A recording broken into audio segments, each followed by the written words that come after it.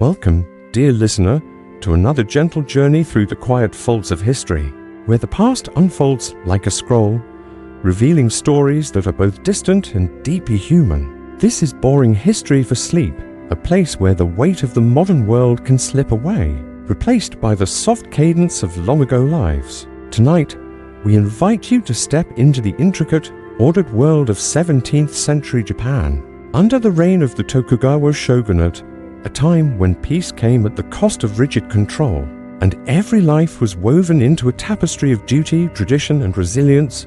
Close your eyes, let your breathing slow, and imagine yourself leaving behind the hum of the present. Picture a land of misty hills, wooden villages, and the faint rustle of silk, where the rhythm of existence was shaped by rice paddies, samurai honor, and the whispers of ancient mysteries. The Tokugawa shogunate, established in 1603, brought an end to centuries of warring clans, ushering in an era of stability that would last over 100 years. But this peace was not without its price. Society was divided into strict hierarchies: samurai, farmers, artisans.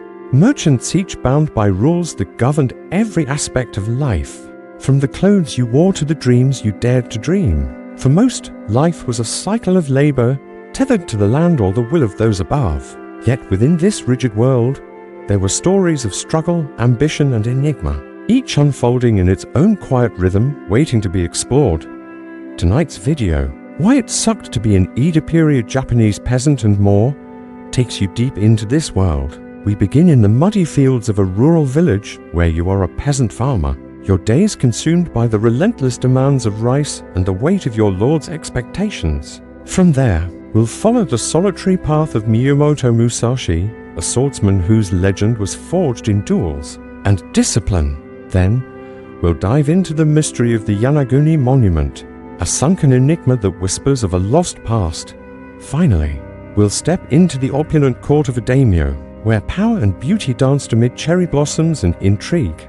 Each story is a thread in the fabric of Edo, Japan, woven together to guide you into a restful, reflective slumber. As you settle in, imagine the soft glow of an oil lamp flickering in a wooden room, the distant sound of a temple bell carried on the evening breeze. The air is cool, tinged with the earthy scent of damp soil and the faint sweetness of blooming rice. This is a world where time moves slowly, where every task, every ritual, follows the rhythm of the seasons. Let the cares of your day fade, replaced by the gentle pull of history's embrace. You're not here to rush or to solve great mysteries, but simply to wander through a time long past, to feel its textures and hear its whispers. Breathe deeply, let your mind soften, and allow the story to carry you forward like a boat drifting on a quiet river. Our first chapter begins in the heart of a rural village, where you awaken as a peasant farmer in the early 1600s. Your life is bound to the land, your hands shaped by the tools you wield, your days measured by the rise and fall of the sun. The rice paddies stretch before you, a mirror of water and sky, and with them comes a life of toil, duty, and quiet endurance. Let's step into that world together as the past unfolds in a steady, soothing rhythm. Imagine yourself waking in the pre-dawn stillness of a small village in Japan around the year 1650, during the early decades of the Tokugawa shogunate. The air is cool, heavy with the faint dampness of earth and the lingering scent of straw. Your home is a modest structure, its walls a patchwork of mud and bamboo, the roof thatched with rice straw that rustles softly in the breeze. The floor beneath you is hard-packed earth, cool against your bare feet as you rise from a thin, woven mat, your only bed. You are a peasant farmer, one of millions in Edo-period Japan, and your life is bound to the land you work but do not own. The rhythm of your days is unchanging, dictated by the needs of rice paddies and the unrelenting demands of your lord, whose distant castle stands as a silent sentinel over the village. This is the world you inhabit, a world of labor, duty, and quiet endurance, where every sunrise brings the same tasks, the same struggles, and the same fleeting hopes. As you step outside, the village is hushed, save for the soft clucking of a neighbor's chickens and the faint creak of a wooden gate. Swaying in the wind, the sky is a deep indigo, streaked with the first hints of dawn, and the air carries the earthy tang of nearby fields, mingled with the faint, sour aroma of fermenting rice from last season's harvest. Your hands, already rough and calloused from years of work, grip a wooden hoe, its handle smoothed by countless seasons of use. The tool feels familiar, an extension of your body, as you prepare to walk the familiar path to the rice paddies. The Tokugawa shogunate has brought a hard-won peace to Japan, ending centuries of civil war. But for you, this peace translates into a different kind of burden, a life of relentless toil, governed by rigid laws and crushing obligations. The fields lie just beyond the village, a patchwork of flooded plots that shimmer faintly in the dim light, reflecting the sky like a mosaic of glass. Rice is the heartbeat of this world, not merely a crop but the currency of survival, the measure of wealth and power. Your lord, a samurai appointed by the shogun, claims a significant portion of your harvest, often half or more, leaving you with barely enough to sustain your family. You wade into the paddy, the cold water biting at your legs, soaking the hem of your coarse hemp tunic. The mud clings to your feet, each step a slow, deliberate effort, as if the earth itself resists your presence. Planting, tending, and harvesting rice is a labor that consumes your body and mind, and you feel its weight in every aching muscle, every strained tendon. The work begins in earnest as the first light breaks over the hills. You bend low, planting rice seedlings with care, your fingers sinking into the cool, sticky mud. The motion is repetitive, almost meditative, but it is far from restful. Your back protests with each bend, your shoulders stiffen under the strain, and the damp chill of the water seeps into your bones. The paddies are alive with small sounds, the soft splash of water, the rustle of reeds, the distant croak of a frog, but these are drowned out by the rhythm of your labor, the steady cadence of planting, stepping, planting again. Insects hum around you, their bites a constant irritation, leaving your skin prickling and raw. The air is thick with the scent of wet earth and the faint sweetness of young rice plants, a reminder of the crop that is both your livelihood and your burden. You are not alone in the fields. Your neighbors, men and women whose faces bear the same lines of weariness, work alongside you. Conversation is sparse, limited to murmurs about the weather or the health of the crop. Words are a luxury when every ounce of energy is needed for survival. The sun climbs higher, its warmth a brief respite before it becomes oppressive, turning the muddy water into a warm, sticky mire that clings to your skin. You pause only briefly to eat, sitting on a low embankment with a small ball of millet or barley, the coarse grains rough against your tongue. Rice, the crop you pour your life into, is rarely yours to enjoy, it is too valuable, reserved for your lord's storehouses or sold to meet the tax collector's demands. Instead, you make do with millet, sometimes mixed with wild greens gathered from the forest's edge or in leaner times, the bitter roots of plants that offer little nourishment but fill the stomach. The village is a small, tightly knit world, a cluster of homes surrounded by fields and governed by the strict rules of the Tokugawa system. Society is divided into rigid classes: samurai at the top, followed by farmers like you, then artisans, and finally merchants. As a farmer, you are valued for your role in feeding the nation, but that this status comes with no freedom. You cannot leave the village without your lord's permission, nor can you marry outside its boundaries without approval.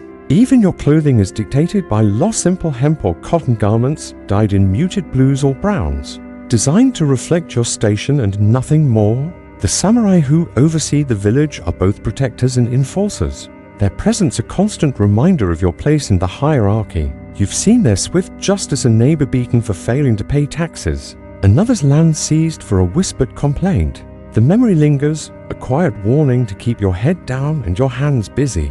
Taxes are the shadow that looms over every season, an ever-present weight on your mind. The rice you grow is meticulously measured by your lord's inspectors, who comb through your harvest to ensure no grain is hidden. The tax collectors follow, taking their share in rice or, increasingly, in coin, as the shogunate's economy shifts toward money. In a good year, you might keep enough to feed your family through the winter, but good years are rare. A drought can shrivel the crop, a flood can drown it, and pests can devour what little remains. Yet the tax remains unforgiving, a fixed demand that does not bend to nature's whims. You've heard tales of families driven to desperation, selling a child into servitude, abandoning their land to become wanderers in a society that shuns them. The fear of such a fate is a constant companion, a quiet ache that settles in your chest as you work. The seasons dictate your life as much as the shogunate's laws.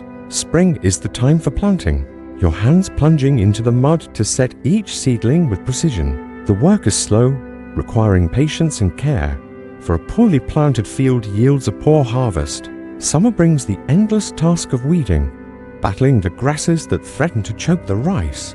You wade through the paddies, pulling weeds by hand, your skin burning under the sun's relentless gaze. Insects are a constant plague, their bites leaving welts that itch through the night. Autumn is the harvest, a frantic race against time to cut and thresh the rice before rain or frost can spoil it. The work is grueling, your arms heavy with the weight of bundled stalks, your hands blistered from the sickle's handle. Winter offers no true rest. You repair tools, mend your home's leaking roof, or weave straw mats to sell for a few extra coins. Even in the cold, you must gather firewood or forage for edible roots, anything to stretch your meager stores through the lean months. The physical toll of this life is unrelenting. Your hands are a map of calluses, your back permanently stooped from years of bending. Your legs ache from wading through water, your skin roughened by sun and wind. Illness is a constant threat, with no access to physicians or medicines beyond the village healer. As simple remedies, herbs boiled into bitter teas, or poultices that do little to ease a festering wound. A simple cut from a tool can turn deadly, and a harsh winter can claim the young or the old with little warning. You've seen too many neighbors carried to the cremation grounds, their lives snuffed out as quietly as a candle's flame. Yet you endure, driven by the need to feed your family, to meet the demands of your lord, to survive another day. The mental weight is just as heavy. You have no voice in the laws that govern you, no hope of rising above your station. The samurai who pass through the village, their swords gleaming at their sides, are a constant reminder of your powerlessness. You've heard whispers of rebellion peasants in distant provinces rising against their lords, but such acts are rare and swiftly crushed. The Tokugawa peace is a double-edged sword, bringing stability but chaining you to a life of submission. You dream, perhaps, of a better harvest, a lighter tax, or a day when the rain doesn't seep through your roof. But dreams are a luxury you can scarcely afford. Your life is a cycle of labor, a rhythm as steady and unyielding as the seasons themselves. As midday approaches, you take another brief pause, sitting on the embankment with your meager meal. The sun is high now, warming the air, but the dampness of the paddy lingers on your skin. You look out over the fields, the green shoots of rice a faint promise of the harvest to come. The village is alive with the quiet hum of work children carrying water, women tending small garden plots, men hauling bundles of reeds. This is the rhythm of your life, a steady, unending beat that carries you from one task to the next. And yet, there is a strange beauty in this simplicity, a quiet resilience in the way you and your neighbors endure, bound together by the shared struggle of the land. As the afternoon sun begins its slow descent, you sit on the low embankment beside the rice paddy, the warmth of the day settling over the village like a soft blanket. The air is thick with the scent of damp earth and the faint sweetness of growing rice, a reminder of the crop that defines your existence. Your hands, rough and calloused from the morning's labor, rest briefly on your knees, the coarse hemp of your tunic scratching faintly against your skin. The fields around you hum with the quiet industry of your neighbors, their figures bent low in the paddies, moving with the same steady rhythm that governs your own life. This is the world of an Edo-period peasant around 1650 under the Tokugawa shogunate, where every day is a delicate balance of survival, duty, and the faint hope of a better season. The rhythm of your life, unyielding as it is, binds you to this land, to this village, to the endless cycle of planting and harvesting that stretches from one horizon to the next. The village is more than just a collection of mud-walled homes and flooded fields. It is a living, breathing community held together by shared labor and shared burdens. Your neighbors are your lifeline, the people who will help you repair a leaking roof or share a handful of millet in a lean year. Yet this closeness comes with its own constraints. Every action is watched, every misstep noted. The village headman, chosen from among the peasants but answerable to the samurai, keeps a careful eye on the community. He ensures taxes are paid, disputes are settled, and the lord's orders are followed. You've seen him walking the paths between homes, his ledger tucked under his arm, his face lined with the weight of responsibility. To defy him is to risk the wrath of the samurai, and so you keep your grievances quiet, your head bowed, your hands busy. Community life is woven into the rhythm of your days, a thread of connection that offers both comfort and obligation. In the late afternoon, you might join a group of neighbors to repair an irrigation ditch, the water diverted while you pile stones and pack mud to shore up the banks. The work is heavy, your arms aching as you lift wet, slippery rocks. But there is a quiet camaraderie in the task. Someone hums a folk tune, the notes soft and repetitive, blending with the splash of water and the rustle of reeds. These moments of cooperation are vital, for no one survives alone. A single family cannot maintain a paddy, repair a home, or face a harsh winter without the help of others. Yet this interdependence comes with expectations your labor is owed not just to your lord, but to your neighbors, and failure to contribute can bring shame or ostracism. Rituals and traditions punctuate the relentless cycle of work, offering brief moments of meaning amid the toil. In the evening, as the sky deepens to a soft purple, you might walk to the village shrine, a small wooden structure nestled among cedar trees. The air here is cooler, scented with pine and the faint smoke of incense. You offer a small bowl of rice or a few wild flowers to the kami, the spirits of the land, praying for a bountiful harvest or protection from storms. The act is simple, but it carries the weight of centuries, a reminder that your life is tied not just to the land, but to forces beyond your understanding. The shrine is a place of quiet reflection, where the world feels larger than the fields and the tax collector's ledger. You stand in silence, the rustle of leaves overhead blending with the distant murmur of the village, and for a moment the burdens of the day seem lighter.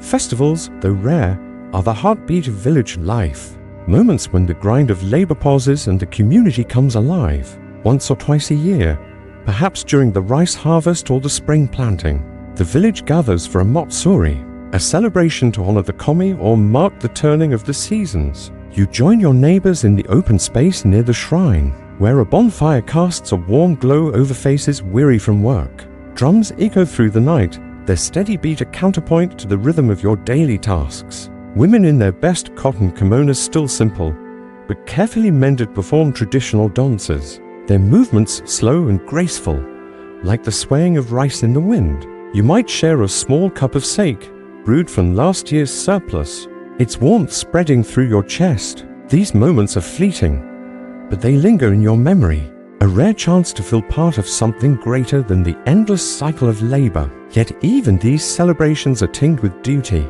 The rice offered to the kami is another portion you cannot eat, and the time spent dancing or drinking is time away from mending tools or preparing for the next day's work. The festival is a gift, but it is also a reminder of the hierarchy that governs your life. The samurai may attend, watching from a distance, their presence a silent assertion of authority. You are careful to show respect, to avoid drawing their attention. The memory of a neighbor's punishment, a public flogging for failing to deliver enough rice, lingers in the back of your mind, a caution to keep your place. The seasons continue to shape your life, each bringing its own challenges and routines. In summer, the paddies are a battleground against weeds and insects. You wade through the water, pulling grasses by hand, your skin burning under the relentless sun. The air is heavy with humidity, your tunic clinging to your back, soaked with sweat and muddy water. Mosquitoes swarm, their bites leaving welts that itch through the night. You've learned to smear your skin with a paste of crushed herbs, a trick passed down from your mother, but it offers only partial relief. The rice plants grow taller, their green tips swaying in the breeze, but their health is fragile, threatened by drought, flood, or blight. You watch the sky with a practiced eye, reading the clouds for signs of rain, knowing that too much or too little could spell disaster. Autumn is the most demanding season, a race against time to harvest the rice before the first frost. You work from dawn to dusk, your sickle flashing in the sunlight as you cut the stalks, your hands blistered and raw.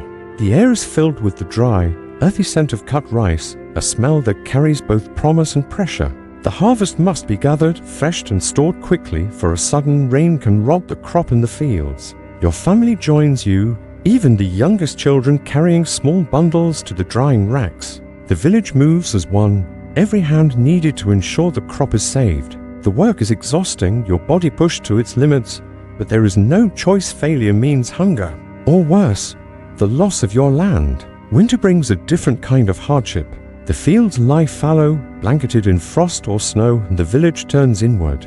You spend your days repairing tools, weaving straw mats, or patching the walls of your home to keep out the biting cold. The air inside is smoky, the small fire in the hearth offering little warmth against the chill that seeps through the walls. Your meals grow sparser, the millet stores dwindling as the months drag on. You might venture into the forest to gather firewood or dig for roots, your fingers numb in the icy air.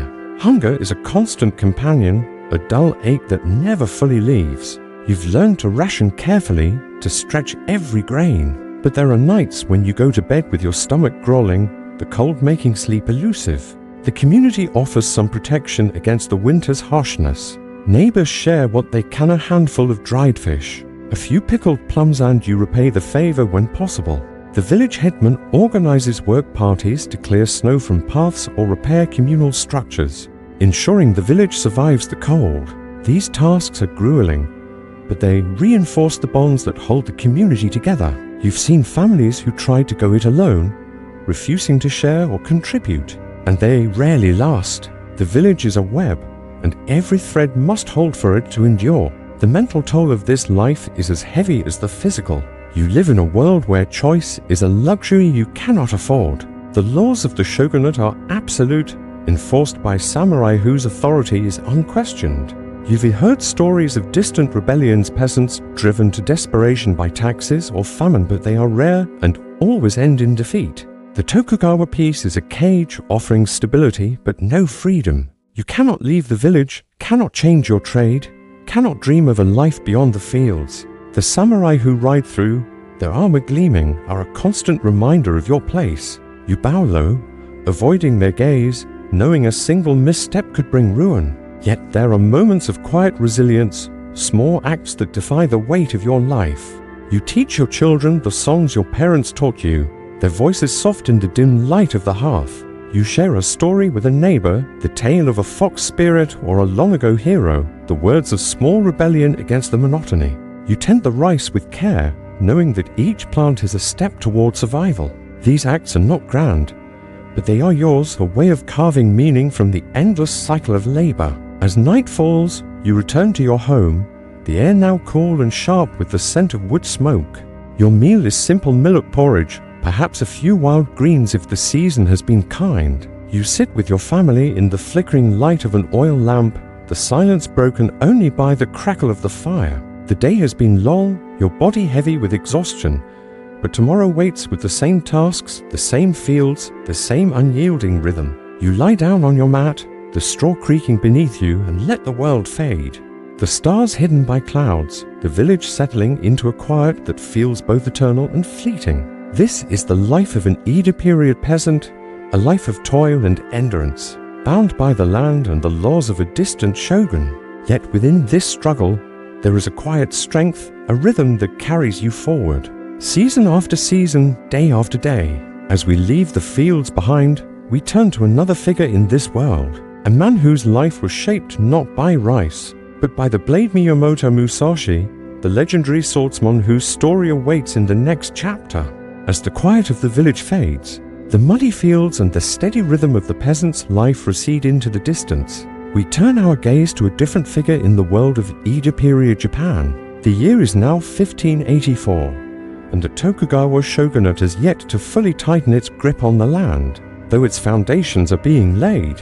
In a small town in the province of Hirima, a boy is born into a world of swords and honor, a world where peace is still a fragile hope and a shadow of conflict lingers. His name is Miyamoto Musashi, a name that will one day echo through the centuries as Japan's greatest swordsman. But his story is not one of simple glory, it is a tale of solitude, discipline, and a relentless pursuit of mastery that came at a profound cost. Tonight, we walk with Musashi through the early years of his life, tracing the steps that led him from a restless youth to a warrior whose legend would outlive him. Settle in. Let the soft cadence of this story carry you, and imagine yourself in a world of bamboo groves, sharpened blades, and a quiet search for something beyond the reach of steel. Picture yourself in a small, rural town, not unlike the village we left behind, but with a faint undercurrent of tension. The air is warm, heavy with the scent of cedar and the distant tang of forge smoke from a blacksmith's workshop. The year is 1584, and Japan is still emerging from the chaos of the Sengoku period, a time when warlords clashed and samurai roamed. Their loyalty is fluid as the rivers that carve the land. You are not Musashi himself, but an observer standing in the shadows of a modest dojo, its wooden walls weathered by rain and time. Inside, a boy trains with a wooden sword, his movements clumsy but fierce, his eyes burning with a determination that sets him apart. This is Musashi, born Shinmen Musashi no Komi Fujiwara no Haranobu, a child of a minor samurai family, his life already shaped by the expectations of a warrior's path. Musashi's early years are shrouded in the mists of history, but the fragments we know paint a picture of a boy marked by restlessness and ambition. His father, Shinmen Musashi, is a skilled swordsman, a man of modest standing who serves a local lord. The dojo is Musashi's first world, a place of sweat and discipline, where the clack of wooden swords against one another fills the air. You stand at the edge of the training ground, the earth hard-packed beneath your feet, watching as Musashi instructs his son. The boy's movements are raw, unpolished, but there is a fire in him. A refusal to yield even when his father's strikes send him sprawling to the ground. The scent of dust rises with each fall, mingling with the faint bitterness of pine resin from the nearby trees. Musashi is no prodigy, not yet, but his determination is palpable, a quiet force that seems to hum in the air around him. Life in the Shinmen household is not easy. Musashi's father is a stern figure, his teachings rooted in the harsh discipline of the samurai code.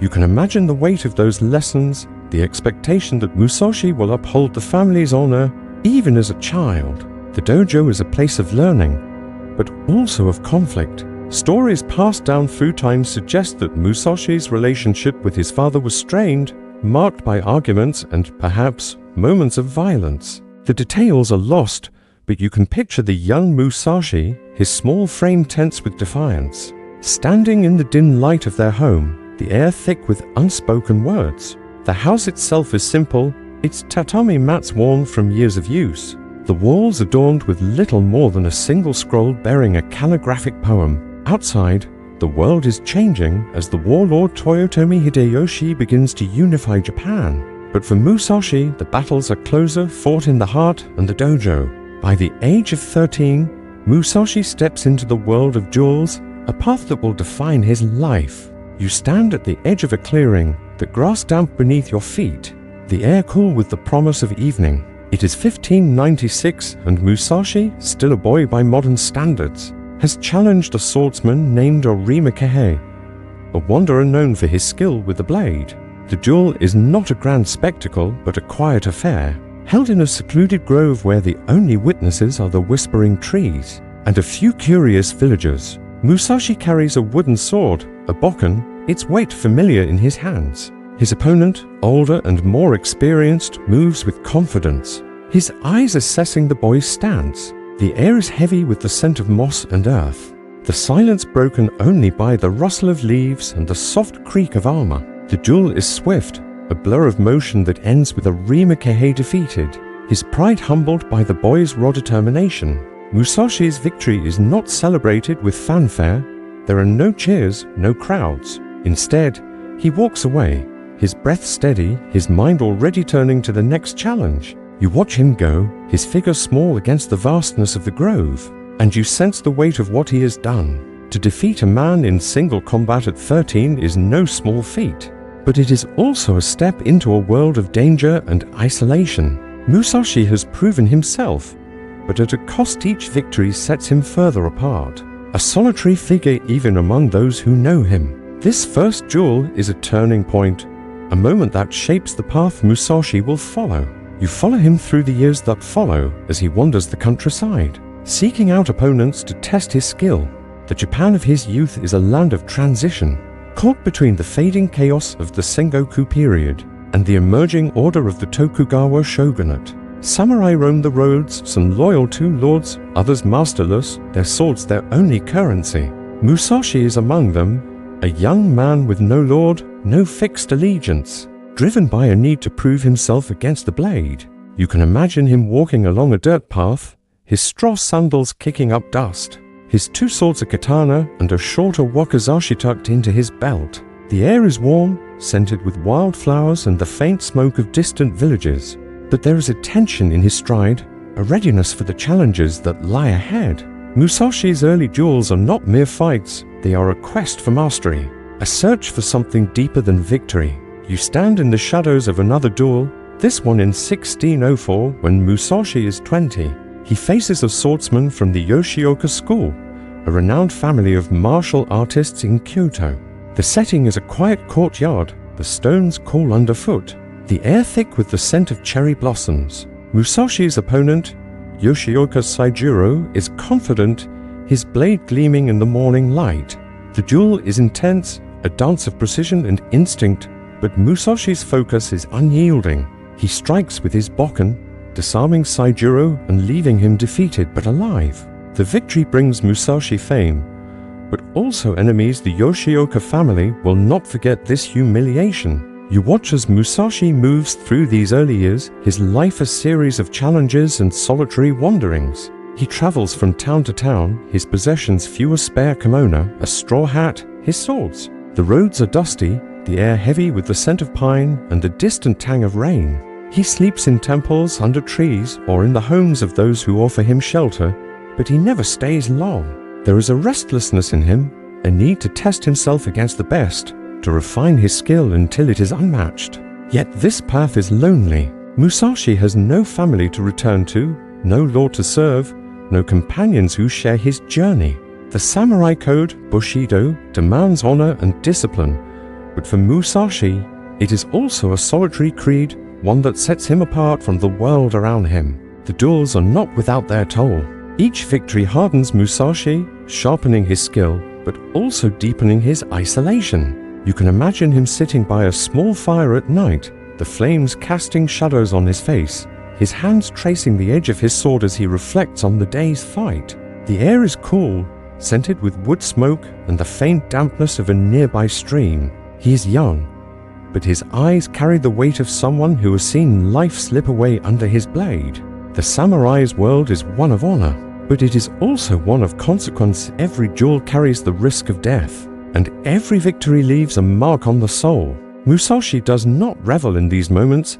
He is driven by a need to understand, to perfect, to find meaning in the clash of steel. The Japan of Musashi's youth is a land of beauty and tension, where the scars of war are still fresh, and the new order of the Tokugawa shogunate is taking shape. You walk with him through rice fields and over wooden bridges, the air alive with the chirp of cicadas and the rustle of bamboo. Villages bustle with activity, peasants tending crops, merchants haggling in markets, samurai patrolling with quiet authority. But for Musashi, these are fleeting scenes, backdrops to his journey. His focus is inward, on the blade and the discipline it demands. You can sense the weight of his ambition, the quiet fire that drives him to seek out the next opponent, the next test.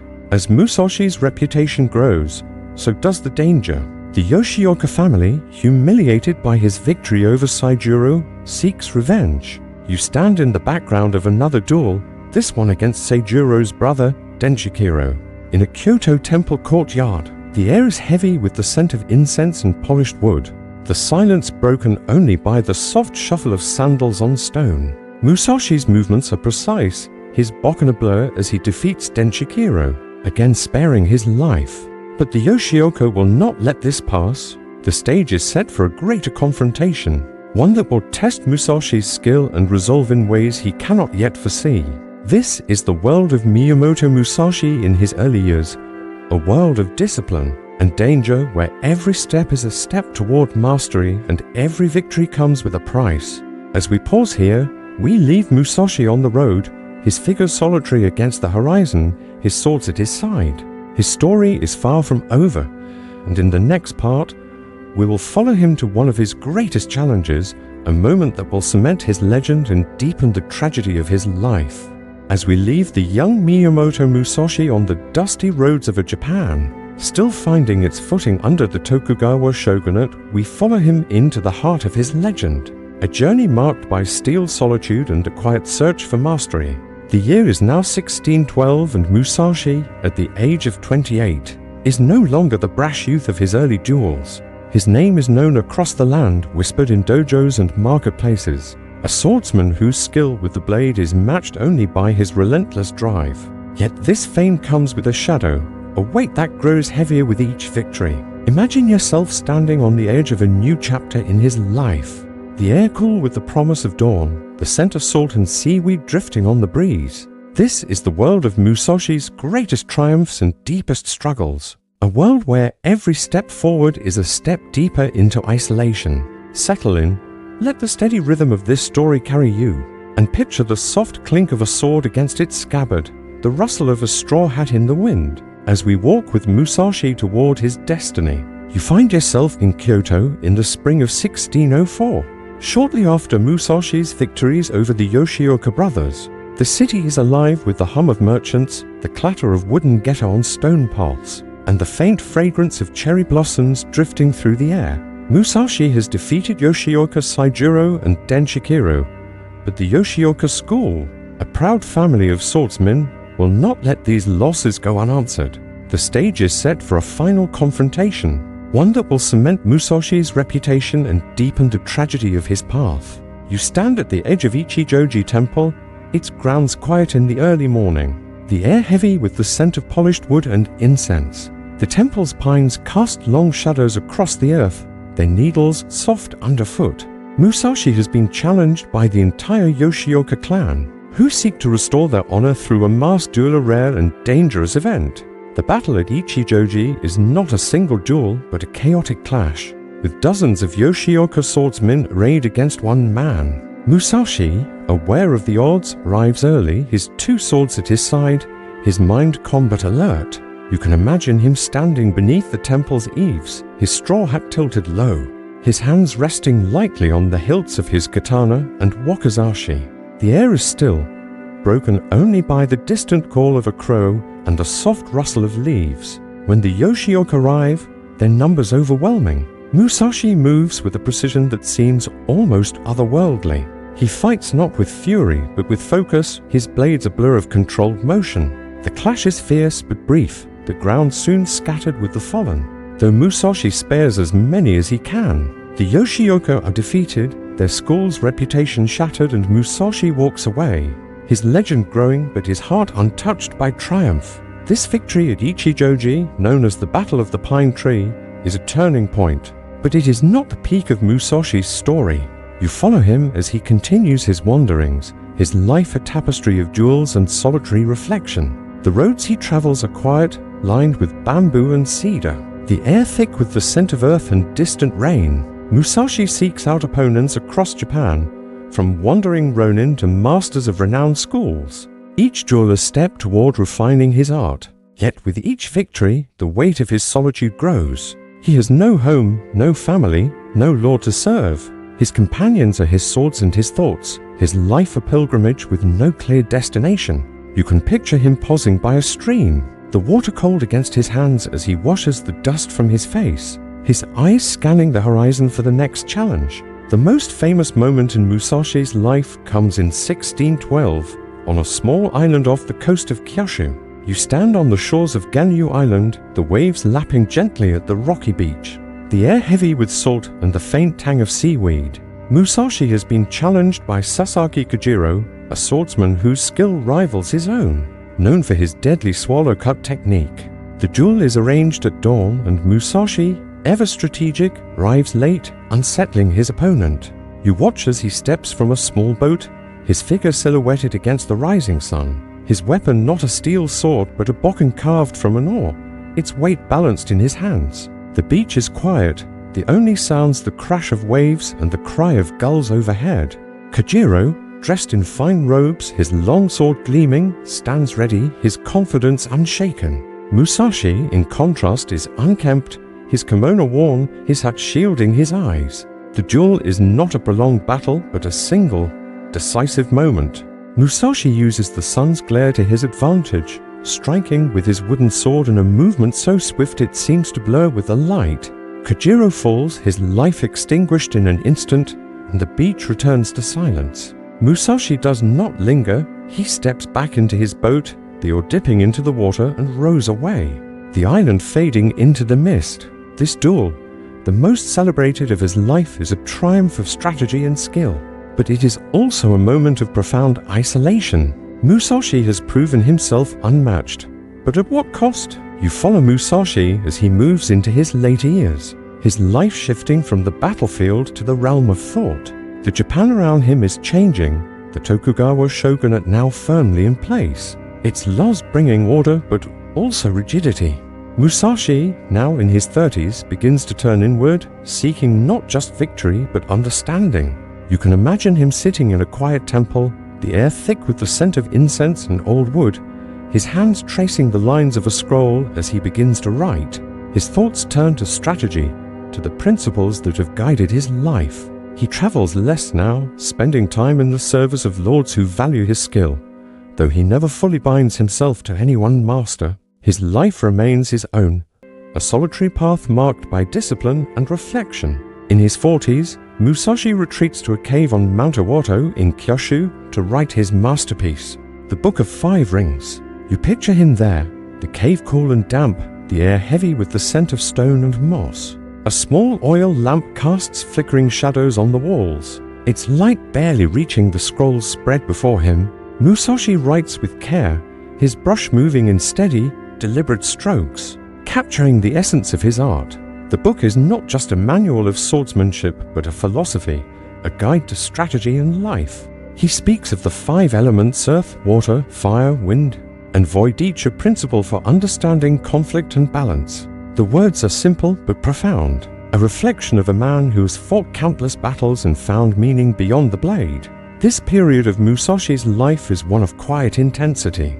You can imagine him pausing to gaze out at the forested slopes beyond the cave, the air alive with the chirp of cicadas and the rustle of leaves. He is no longer the young warrior seeking duels, but a man grappling with the weight of his own legend. His writings reveal a mind that is both disciplined and searching, a man who has mastered the sword but still seeks mastery of himself.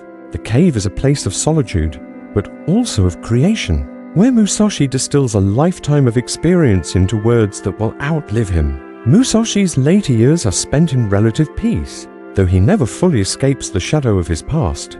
He serves as a guest of the Hosokawa clan in Kumamoto, teaching swordsmanship and advising on matters of strategy. You can picture him in a quiet garden, the air scented with cherry blossoms and the faint tang of polished steel, demonstrating techniques to young samurai. His movements are slower now, his body marked by years of combat, but his eyes remain sharp, his mind as keen as ever. He paints, too, his brushwork as precise as his swordplay, capturing the simplicity of a bird or a bamboo stalk in stark ink lines. These moments of creation offer a glimpse into a man who has found balance, though not without sacrifice. The tragedy of Musashi's life lies not in his defeats, for he had none, but in the cost of his victories. Each duel, each step toward mastery, set him further apart from the world. He had no family, no true home, no lasting bonds. His life was a solitary one, driven by a need to perfect his art, to understand the essence of the blade. You can imagine him in his final days, in 1645, lying in a simple room, the air heavy with the scent of cedar and medicine. His body is weakened, perhaps by illness, but his mind remains clear. He hands his writings to a trusted student, ensuring his legacy will endure. As he closes his eyes, the world fades, the sound of a distant temple bell blending with the soft rhythm of his breath. Musashi's life is a story of triumph and solitude, of a man who mastered the sword but paid a price in isolation. His legacy, the Book of Five Rings, remains a testament to his search for meaning, a guide for those who seek to understand strategy and discipline. As we leave Musashi's world, we turn to a different enigma, one that lies beneath the waves off Japan's southern coast, the Yonaguni Monument, a mystery that whispers of a lost past. Let the rhythm of this story carry you forward into the quiet depths of history. As the story of Miyamoto Musashi fades, his solitary figure retreating into the mists of history, we turn our gaze to a different enigma, one that lies not on the dusty roads, or in the clash of swords, but beneath the waves of the Pacific Ocean. Imagine yourself standing on a rocky shore, the air heavy with the scent of salt and seaweed, the sound of waves crashing gently against the cliffs. The year is 1986, but the story we explore reaches far deeper into the past, to a time long before the Tokugawa shogunate, before the samurai, perhaps even before the first rice paddies were carved from Japan's hills. Off the southern coast of Yonaguni Island, the westernmost point of Japan, lies a structure that defies easy explanation, a series of massive stone formations, submerged beneath the sea, known as the Yonaguni Monument. Is it a natural wonder, sculpted by the relentless hand of the ocean, or the remnant of a lost civilization forgotten by time? Tonight, we dive into this mystery, letting its quiet allure carry us into the depths of history. Settle in, let your mind drift like a boat on a calm sea, and allow the rhythm of this tale to guide you through the shadows of the unknown. Picture yourself aboard a small diving boat, bobbing gently on the waves off Yonaguni Island. The sun is low, casting a golden glow across the water, its surface rippling with the soft breeze. The air is warm, tinged with the briny tang of the ocean and the faint sweetness of tropical flowers from the distant shore. You are not a diver, but an observer, watching as the boat's crew prepares for a descent into the turquoise depths. The island itself is a rugged outpost, its cliffs rising sharply from the sea, its interior dotted with small villages and fields of sugarcane. Yonaguni is a place of quiet beauty, far from the bustling cities of mainland Japan, a land where the past feels closer, as if the spirits of ancient times still linger in the wind. The monument, discovered by chance by a local diver named Kiichiro Aretake, lies just offshore, its presence a silent question mark beneath the waves. As the divers slip into the water, their fins breaking the surface with a soft splash, you imagine the world they are entering. The ocean is cool and clear, the sunlight filtering through in shifting beams, illuminating a structure that seems both familiar and alien. The Yonaguni Monument is not a single object but a sprawling complex of stone formations, stretching over 150 meters long and 40 meters wide, resting at a depth of about 25 meters. The stones are massive, some weighing tons. Their surface is smoothed by centuries of currents but marked by what appear to be deliberate cuts and angles. You can picture the divers gliding over these formations, their lights casting shadows across what looks like a stepped pyramid, a series of terraces, and pathways that resemble streets. The water is alive with the soft hum of bubbles, the distant click of marine life, and the faint rush of currents moving through the stone. The discovery of the monument in 1986 sparked immediate curiosity. Aretake, a local dive guide, stumbled upon it while exploring the waters for new dive sites.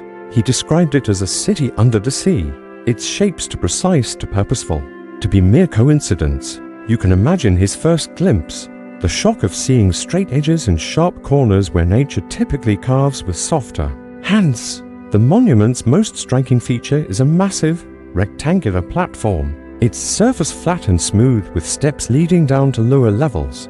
Nearby are what appear to be columns, a triangular pool, and a structure some call the turtle, its shape vaguely resembling an animal carved from stone. The diver's lights sweep across these forms, revealing details that seem almost architectural: a wall with a right angle, a trench that looks dug by human hands, a series of steps leading nowhere.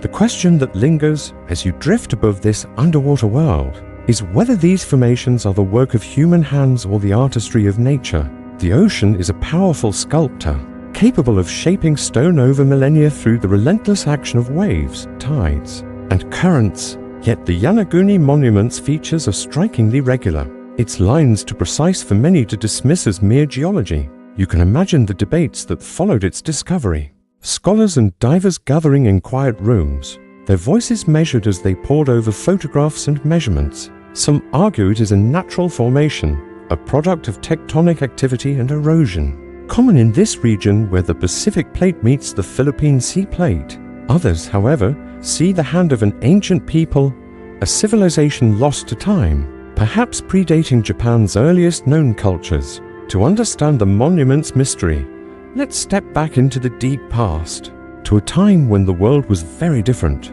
Imagine yourself standing on the same shore, but thousands of years ago, when the sea levels were lower and Yonaguni Island was part of a larger landmass connected to the Asian mainland. The air is cooler, the landscape wilder, with dense forests stretching toward the horizon. The Edo-period, Japan's earliest known culture, begins around 14,000 BCE, a time of hunter-gatherers who left behind pottery and stone tools. Could the Yonaguni Monument date to this era, or even earlier? Some researchers propose it was built when the site was above water, perhaps 10,000 years ago, before rising seas submerged it. You can picture a people working the stone, their tools simple but precise, shaping a structure for reasons we can only guess: ceremonial, defensive, or communal. The German people are known for their intricate pottery, decorated with cord-like patterns, and their ability to thrive in a challenging environment. You can imagine their villages, small clusters of pit dwellings with thatched roofs, the air filled with the scent of wood smoke and drying fish. They were not a civilization in the modern sense with cities or writing, but they were skilled and resourceful, adapting to the rhythms of the land and sea. Could they, or an even earlier people, have built something as monumental as the structure now lying beneath the waves? The idea is tantalizing, evoking a sense of wonder at the possibility of a forgotten chapter in human history. You picture their hands chiseling stone, their voices chanting in rituals lost to time, the monument rising against a backdrop of ancient forests and a younger sea. Yet the natural explanation is equally compelling. Yonaguni lies in a tectonically active region where earthquakes and tsunamis have shaped the landscape for millennia. You can imagine the ocean's power, its waves carving the soft sandstone into terraces and steps, its currents smoothing the edges until they mimic human design. Geologists point to similar formations around the world: natural rock structures that resemble ruins, created by the interplay of water and stone. The monument's steps could be the result of layered sandstone splitting along natural folds, its walls the product of erosion. You picture the slow, patient work of the sea, grinding away at the rock over thousands of years, creating a structure that teases the imagination with its almost human forms. The debate between natural and man-made origins is not just academic. It is a window into how we view the past. You stand on the shore, the waves lapping at your feet, and consider the stories this monument might hold. If it is man-made, it challenges our understanding of early human societies in East Asia. The German were skilled, but no evidence suggests they built stone structures on this scale. A man-made monument would imply a level of organization and engineering far beyond what we know, perhaps pointing to a lost culture, one that thrived before the seas rose and erased their traces. You can imagine archaeologists diving into the depths, their light sweeping across the stone, searching for tools, carvings, or other signs of human hands. So far, no definitive artifacts have been found, no pottery, no weapons, no bones, but the absence of evidence is not evidence of absence. The monument's discovery has drawn adventurers and scholars alike, each bringing their own perspective. You picture a team of divers, their equipment clanking softly as they prepare to descend, their voices hushed with anticipation. The water is clear, revealing the monument's contours in sharp detail, but it offers no easy answers. Some see a pyramid, others a fortress, still others a ceremonial platform. The turtle formation, with its rounded shape, sparks theories of animal worship, while the triangular pool suggests a ritual space for offerings. You can imagine the divers tracing these shapes with their fingers, the stone cool and smooth under their touch, wondering what hands or what forces shaped it. The local people of Yonaguni have their own stories, passed down through generations.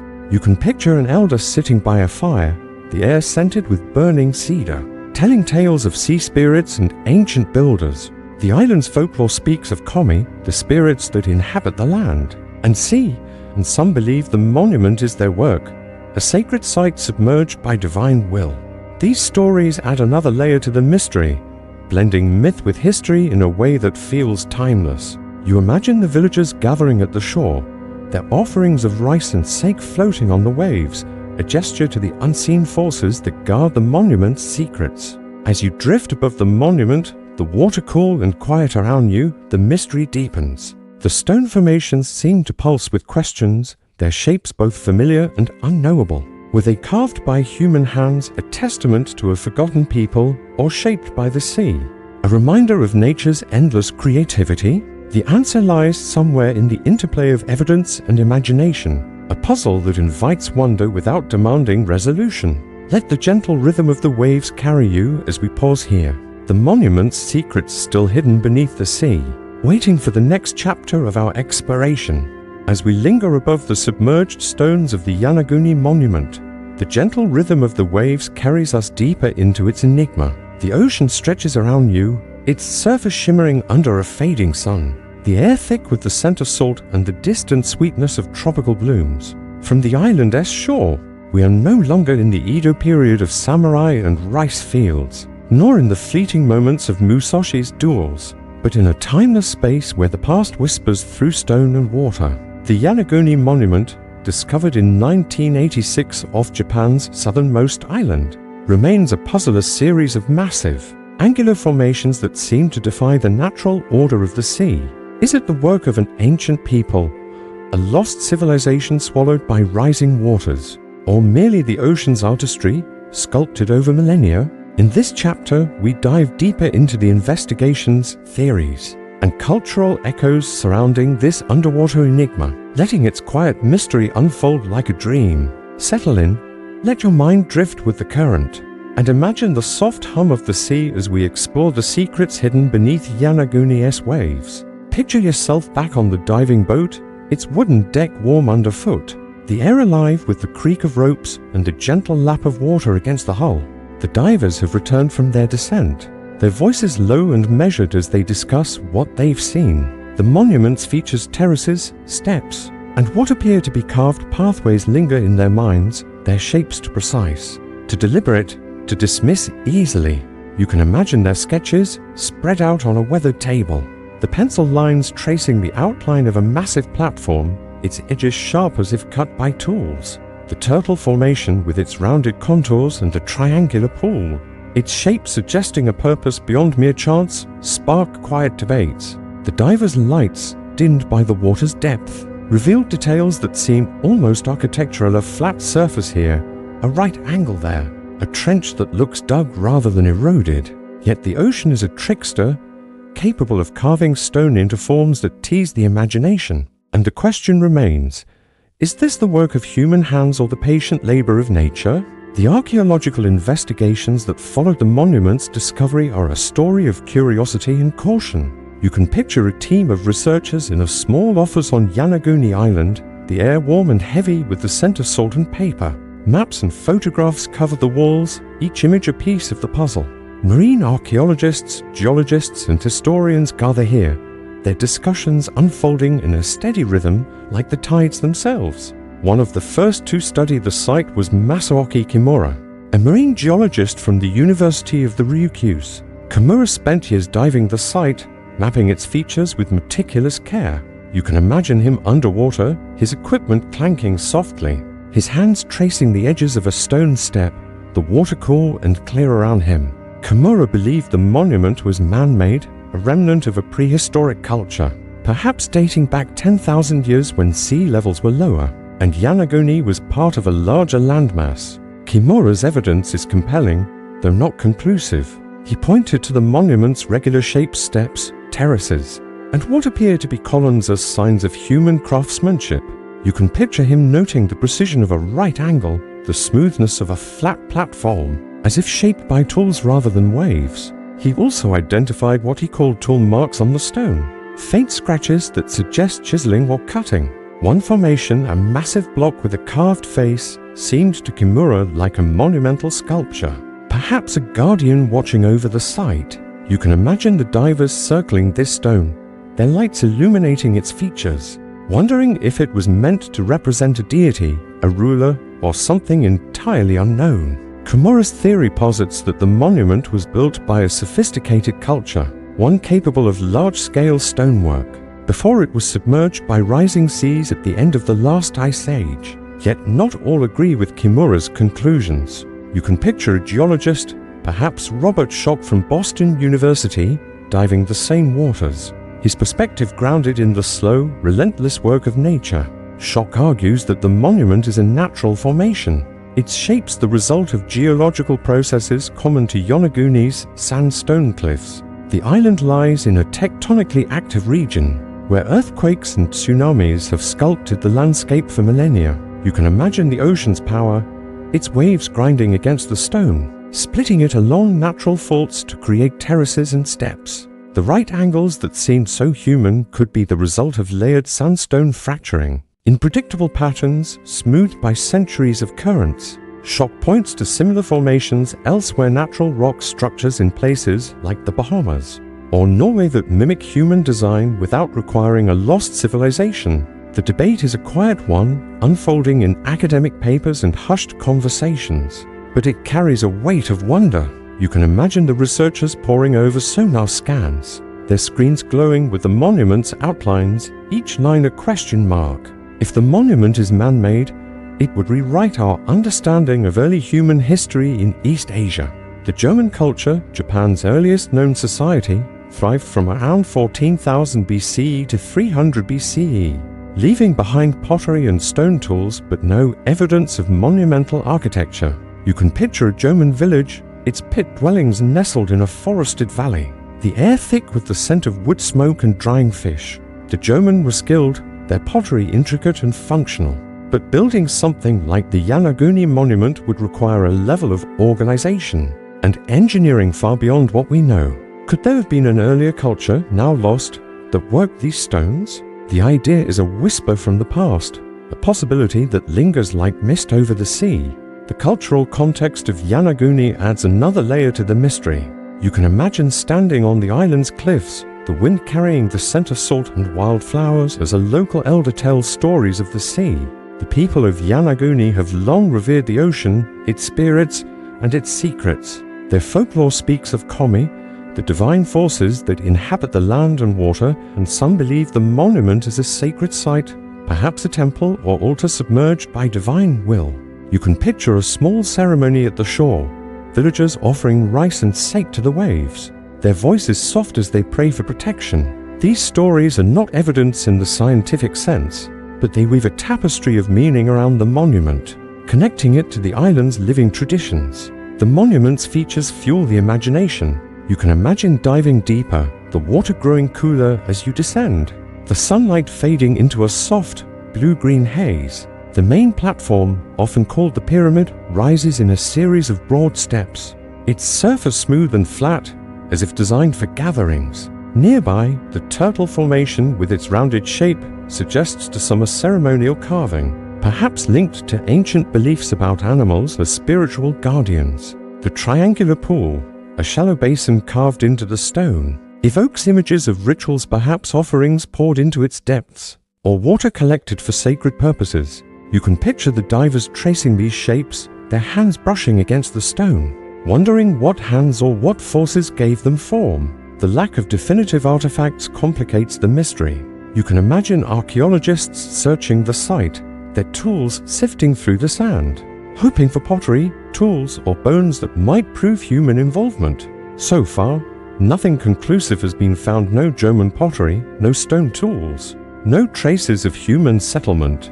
Yet the absence of artifacts does not end the debate. The ocean is a harsh preserver, its currents capable of sweeping away fragile evidence over thousands of years. You can picture the waves moving over the monument, their rhythm slow and relentless, erasing the traces of those who might have walked these stones when they were dry. The broader implications of the monument stretch beyond Yonaguni.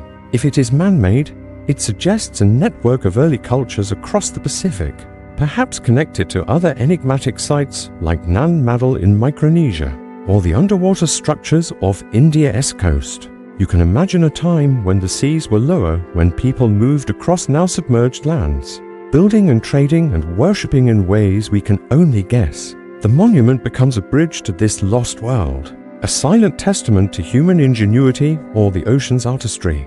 You stand on the shore, the waves lapping at your feet, and feel the weight of those possibilities, each one a thread in the tapestry of history.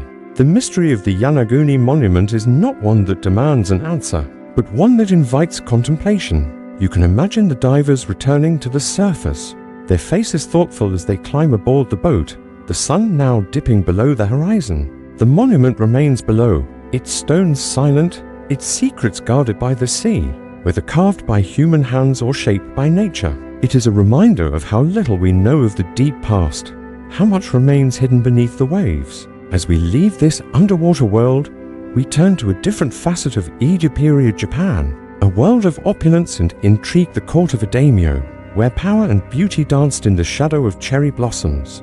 As the waves of Yonaguni fade, their gentle rhythm receding into the quiet depths, we leave behind the submerged stones and their silent mysteries. The ocean's whispers give way to a new world, one of polished wood, rustling silk, and the delicate scent of cherry blossoms.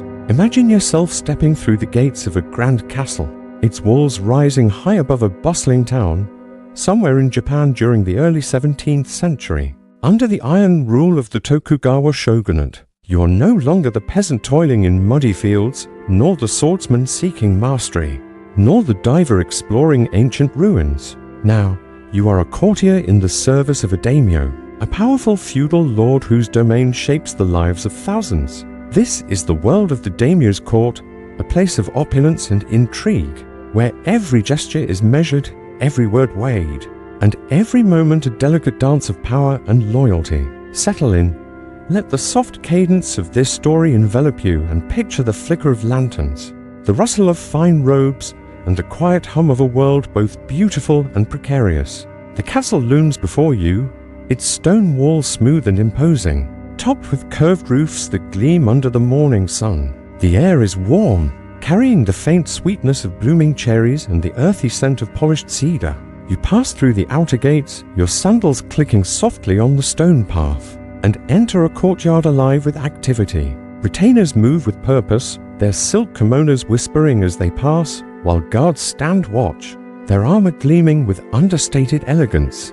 The daimyo's court is the heart of his domain, a place where power is both displayed and protected, where alliances are forged and rivalries simmer beneath a veneer of courtesy. As a courtier, your role is to navigate this world, to serve your lord with loyalty while maintaining your own precarious position among the elite.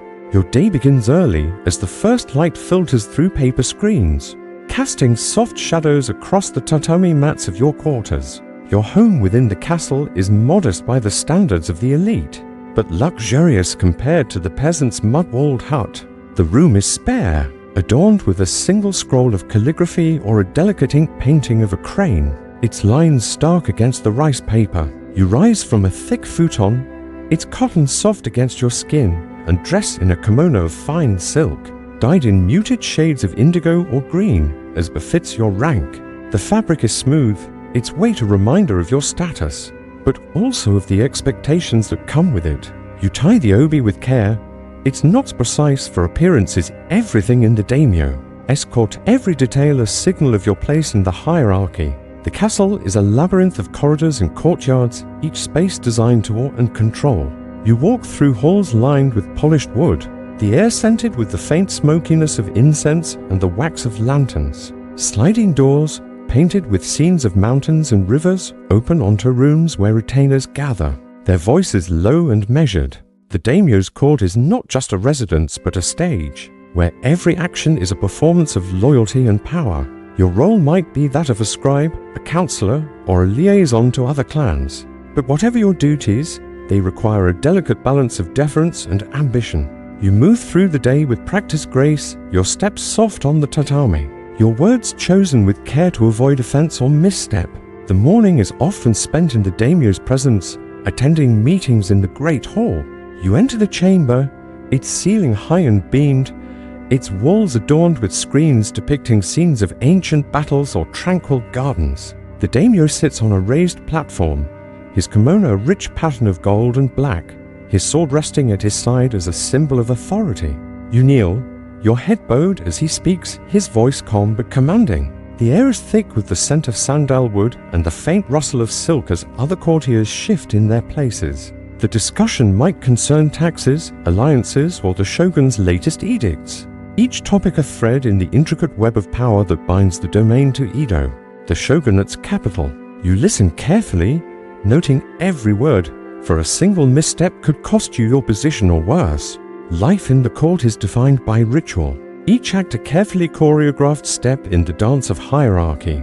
You participate in tea ceremonies, their movements slow and deliberate, a meditation in porcelain and steam. The tea room is a small, quiet space, its walls lined with simple straw mats, the air scented with the grassy bitterness of matcha. You kneel beside other courtiers, your hands steady as you whisk the tea, the soft clink of the bamboo scoop blending with the hum of conversation. The ceremony is not just about tea, but about harmony, a moment to reinforce bonds and demonstrate refinement. Yet even here, tension lingers. Every gesture is watched, every word weighed for hidden meaning. A clumsy paw or an ill-chosen remark could signal weakness, a crack in the facade of loyalty. Meals in the court are another ritual, a display of wealth and control. You sit at a low table, its surface polished to a mirror-like sheen, as servants present trays of food-steamed rice, delicate slices of raw fish, pickled plums, and vegetables simmered in soy. The flavors are subtle, the textures refined, a far cry from the coarse millet of the peasant's table. The air is filled with the faint aroma of miso and the clink of lacquered chopsticks against ceramic bowls. You eat slowly, aware of the eyes upon you, for dining is as much a performance as a necessity. The daimyo might join the meal, his presence elevating the occasion, and you are careful to mirror his pace, to laugh softly at his jests, to show respect without flattery. Every bite is a reminder of the privilege of your position, but also of its fragility. The court is a world of beauty, but also of constant vigilance. You navigate a web of alliances and rivalries, each courtier vying for the daimyo's favor. You might draft letters to other clans, their calligraphy precise, the ink drying slowly on rice paper. Or you might oversee the castle's accounts, ensuring the rice taxes flow smoothly from the villages to the storehouses. These tasks require a sharp mind and a steady hand, for errors are not easily forgiven. You've heard whispers of courtiers who fell from grace a misplaced word, a failed negotiation, and were banished or worse. The air in the castle carries these stories, a faint undercurrent of tension beneath the polished surface. The daimyo himself is the center of this world, his authority absolute within the domain. You can picture him walking through the gardens, his retainers trailing at a respectful distance, the air scented with cherry blossoms and fresh earth. His power rests on the rice harvested by peasants, the loyalty of his samurai, and his obedience to the shogun. Yet even he is not free. The Tokugawa system binds every lord to Edo, where they must spend half their time in attendance, leaving their families as hostages to ensure loyalty. You sense the weight of this system in the daimyo's measured steps, his calm demeanor a mask for the pressures of governance. As a courtier, your role is to ease that burden, to anticipate his needs, to protect his interests in a world where trust is rare. The castle is a place of splendor, system, opulence, but it is also a stage for political maneuvering and subtle power plays. You move through this world with care, aware that every interaction is a test of loyalty and cunning. The daimyo's court is a microcosm of Edo-period Japan, where hierarchy is rigid, and every action carries consequences. Yet, within this structured elegance, there are moments of quiet beauty, the soft glow of a lantern, the rustle of silk, the fleeting scent of cherry blossoms on the breeze. These moments, though fleeting, offer a glimpse into a world where power and grace coexist, a world far removed from the muddy fields of the peasant's life. The day continues with more rituals and duties.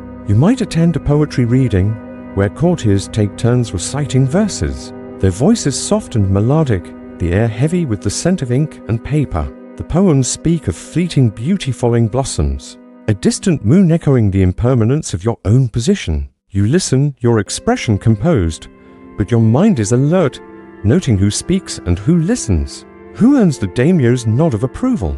These gatherings are as much about politics as art, each word a potential step toward favor or disgrace. You've learned to navigate these moments with care, your response is measured, your smile polite but guarded. As evening falls, the castle grows quieter, the lanterns casting a warm glow across the courtyards. You might walk through the gardens, the air cool and scented with pine and earth, the paths lined with carefully raked gravel. The silence is broken only by the soft chirp of crickets and the distant strum of a shamisen from a nearby chamber.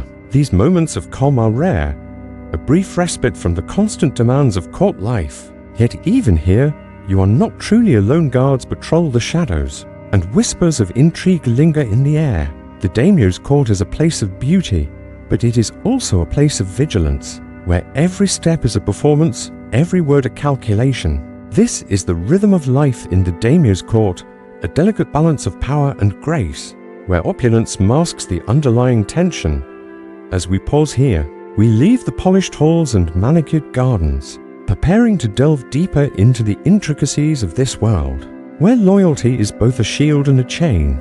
As the soft glow of lanterns bathes the daimyo's castle in a warm flickering light, we linger in the polished halls and tranquil gardens of this world far removed from the muddy fields of the peasant or the solitary path of the swordsman. The air is cool now, carrying the faint scent of pine and the delicate sweetness of late-blooming cherry blossoms, their petals drifting like soft whispers across the gravel paths. You are a courtier in the service of a powerful daimyo, navigating the intricate dance of power and loyalty in the heart of 17th century Japan, under the watchful gaze of the Tokugawa shogunate. The court is a place of splendor where every gesture is measured, every moment a delicate balance of grace and ambition. Yet beneath its elegance lies a current of tension, a reminder that even in this world of silk and ceremony, your position is never secure. Let the steady rhythm of this story carry you as we delve deeper into the rituals, intrigues, and hidden struggles of the daimyo's court, a world that contrasts sharply with the peasant's toil yet carries its own burdens. Settle in, let your mind drift like a petal on the breeze, and imagine the soft rustle of silk, the clink of lacquered trays, and the quiet hum of a world where power is both a privilege and a cage. The evening unfolds in the castle, its corridors alive with the soft shuffle of sandals on polished wood and the murmur of voices. Behind sliding screens, your role as a courtier requires you to move seamlessly through this world, attending to duties that range from drafting correspondence to overseeing the delicate protocols of court life. You might find yourself in a small chamber, its walls adorned with a single ink painting of a bamboo grove, its lines stark and serene. The air is scented with the faint smokiness of an oil lamp and the subtle tang of ink. As you sit at a low desk, your brush moving in careful strokes across rice paper, you are drafting a letter to a neighboring daimyo, perhaps negotiating a trade agreement or reaffirming an alliance. Each word must be chosen with care, its tone respectful yet firm, for a single misstep could sour relations or invite the shogun's scrutiny. The Tokugawa system demands loyalty not just to your lord but to the shogunate itself, and every action in the court reflects this delicate balance. The castle is a world unto itself, a labyrinth of beauty and control. You walk through a courtyard, its gravel raked into precise patterns, the air cool and tinged with the earthy scent of moss. Servants move quietly, their heads bowed, carrying trays of lacquered wood or bundles of silk. The daimyo's retainers, samurai of varying ranks, pass by in their armor or formal kimonos, their swords a constant reminder of the power that underpins this elegance. As a courtier, you are not a warrior, but your role is no less critical. You might oversee the castle's stores, ensuring the rice from the peasants' fields is accounted for. Or you might arrange a banquet, coordinating with cooks and artisans to create a display of wealth and refinement. Each task is a thread in the tapestry of the court, binding you to the daimyo's service and the larger order of the shogunate. Rituals continue to define your day, each one a performance of loyalty and status. You might attend a no performance, a slow, deliberate drama unfolding in a wooden theater within the castle grounds. The air is heavy with the scent of cedar and incense, the stage lit by flickering torches. The actors move with measured grace, their masks carved with expressions of sorrow or resolve, their voices chanting in a haunting cadence. You sit among other courtiers, your posture composed, your face a mask of polite attention. The performance is a gift from the daimyo, a display of his wealth and culture, but it is also a test your reactions are noted, your presence a signal of your place in the hierarchy. You clap softly at the end, your hands barely making a sound, aware that every gesture is watched. The court is a place of constant negotiation, where alliances are forged and rivalries simmer beneath the surface. You can imagine a quiet meeting in a side chamber, its walls lined with silk screens painted with cranes and pines. You sit with other courtiers, your voices low as you discuss the daimyo's plans, perhaps a marriage alliance with another clan, or a petition to the shogun for additional lands. The air is thick with the scent of wax and the faint rustle of paper as scrolls are unrolled, their contents debated with careful precision. You speak sparingly, your words chosen to support the daimyo without offending your peers. Rivalries are subtle but ever present. A fellow courtier might smile at you, his eyes warm, but you know he seeks the same favor you do, the same nod from the daimyo that could elevate his status. The daimyo himself is the center of this world, his presence a constant force. You might see him in the great hall, seated on a raised platform, his kimono a rich tapestry of gold and crimson, his sword resting at his side. The air around him is charged, the courtiers kneeling in a semicircle, their heads bowed in respect. His voice is calm, his words deliberate, but they carry the weight of authority. You listen as he speaks of the shogun's latest edict, perhaps a demand for more rice or a summons to Edo. The Tokugawa system requires daimyo to spend half their time in the capital, leaving their families as hostages to ensure loyalty. You sense the strain this places on your lord, his calm demeanor a mask for the pressures of governance. As a courtier, your role is to ease that burden, to anticipate his needs, to protect his interests in a world where trust is a rare commodity. The court is not without its moments of beauty, moments that linger like the soft glow of a lantern in the dusk. You might walk through the castle gardens at twilight, the air cool and scented with jasmine and earth. The paths are lined with cherry trees, their branches heavy with blossoms that fall in a gentle rain, carpeting the ground in pale pink. You pause by a small pond, its surface rippling with the movement of koi, their scales glinting in the fading light. The silence is broken only by the soft trickle of water and the distant notes of a flute, played by a court musician practicing in a nearby pavilion. These moments are a respite, a chance to breathe amid the constant demands of court life. But they are fleeting. Duty always calls you back. Yet even in this world of splendor, there is a shadow of precariousness. Your position depends on the daimyo's favor, and favor is never guaranteed. You've heard stories of courtiers who fell from grace a misjudged word, a failed negotiation, and were sent away, their names erased from the court's memory. The air carries these whispers, a faint reminder to tread carefully. You navigate rivalries with other courtiers, each one a potential ally or adversary. A smile might hide ambition, a compliment might mask envy. You learn to read the subtle cues, the tilt of a head, the pause before a reply, and to guard your own intentions with equal care. The contrast with the peasant's life is stark, yet there are echoes of shared struggle. Like the peasant, you are bound by the Tokugawa system, your freedom curtailed by the hierarchy that governs all. The peasant toils in the fields, his hands rough from labor, while you move through halls of silk and cedar, your hands stained with ink. Yet both of you live under the same shadow, the shogun's laws, the daimyo's will, the unrelenting demands of a society that values order above all. The rice that fills the castle's storehouses comes from the peasants' fields, a reminder that the court's opulence rests on their labor. You might pass a servant carrying a sack of rice, its weight bowing their shoulders, and for a moment, you glimpse the world beyond the castle walls, a world of mud and toil that sustains your own. As night deepens, the castle grows quieter, the lanterns casting long shadows across the corridors. You retire to your quarters, the tatami mats cool underfoot, the air scented with the faint smoke of a dying lamp. You kneel before a small altar, offering a silent prayer to the kami for guidance and protection. The court is a place of beauty, but it is also a place of vigilance, where every day is a performance, every moment a test. You lie down on your futon, the silk of your bedding smooth against your skin, and let the weight of the day slip away. The castle is silent now, save for the soft creak of wood and the distant call of a night bird. This is the rhythm of life in the daimyo's court, a delicate dance of power and grace, where every step is measured and every breath carries the weight of loyalty. As we leave the polished halls and tranquil gardens, we pause to reflect on the journey we've taken tonight, from the muddy fields of the peasant to the solitary path of the swordsman, to the sunken stones of Yonaguni, and now to the opulent world of the daimyo's court. Each story is a thread in the tapestry of Edo-period Japan, a world of struggle and splendor, bound by the rhythms of duty and survival. Let this final moment carry you toward rest, as we close with a gentle reflection on the past and the comfort of the present.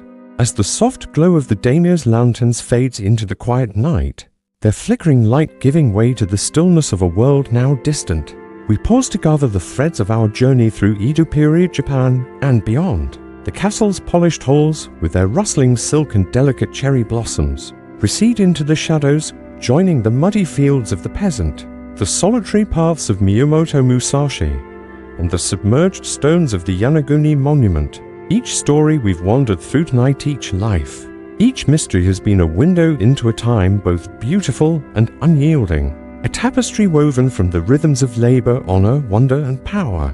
Now, as the boring history for sleep draws to a close, let us linger in the quiet aftermath, reflecting on the lives we've touched and the echoes they leave in the soft folds of history. Settle deeper into your place of rest, let the weight of the day slip away like petals on the wind, and allow the gentle cadence of this conclusion to carry you toward the edge of slumber, where the past and present meet in a moment of peace. Imagine yourself standing on a low hill, the air cool and heavy with the scent of cedar and damp earth. The world around you hushed as twilight settles over a 17th century Japanese landscape. Below, the peasant's village lies quiet, its mud-walled homes barely visible in the gathering dusk, the faint smoke of evening fires curling into the sky. In the distance, the daimyo's castle stands tall, its walls a silhouette against the fading light, its gardens silent save for the soft rustle of leaves. Somewhere beyond, the memory of Musashi's blade lingers, its sharp arc a fleeting shadow in the stillness. And far to the south, beneath the waves, the Yonaguni Monument rests in eternal silence, its stones whispering secrets to the sea. These worlds, so different yet bound by the same unyielding order of the Tokugawa shogunate former, mosaic of human experience, lives shaped by duty, by struggle, by the search for meaning in a land of rigid hierarchies and timeless beauty. The peasant's life, with its endless cycle of toil, was one of endurance, each day a testament to resilience in the face of hardship. You walked with them through the muddy paddies, felt the weight of the hoe in your hands, tasted the coarse millet that sustained them through lean winters. Their world was one of earth and sweat, where the rhythm of the seasons dictated every breath, and the shadow of the samurai's sword loomed over every harvest. Yet within their labor was a quiet strength, a connection to the land that fed not just their bodies, but the entire nation. The rice they grew, grain by grain, was the foundation of the daimyo's power, the fuel for a cent of a daimyo's wealth, a silent thread tying the humblest to the highest in this intricate society.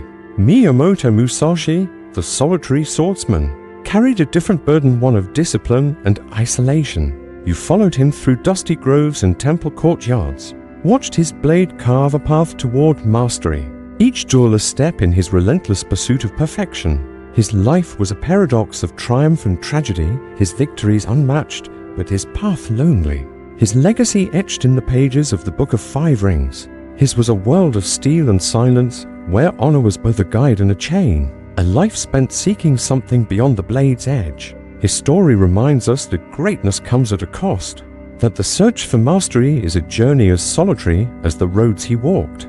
The Yonaguni Monument, hidden beneath the waves, offered a different kind of mystery, its stones a question mark carved in the deep past. You drifted above its terraces and steps, felt the cool embrace of the ocean, and pondered whether human hands or nature's patient chisel shaped its forms. Its enigma is a whisper from a time before history, a reminder that the past holds secrets we may never fully unravel. The monument's silent presence, whether man-made or natural, invites us to wonder at the vastness of time, at the lives that may have touched those stones when the seas were lower and the world younger. And in the daimyo's court, you moved through halls of polished wood and gardens of fleeting blossoms, navigating a world of silk and subtlety. The court was a stage of power and grace where every gesture was a performance, every word a calculated step in the dance of loyalty. Yet beneath its opulence lay the same constraints that bound the peasant system, that demanded obedience where freedom was a luxury few could afford.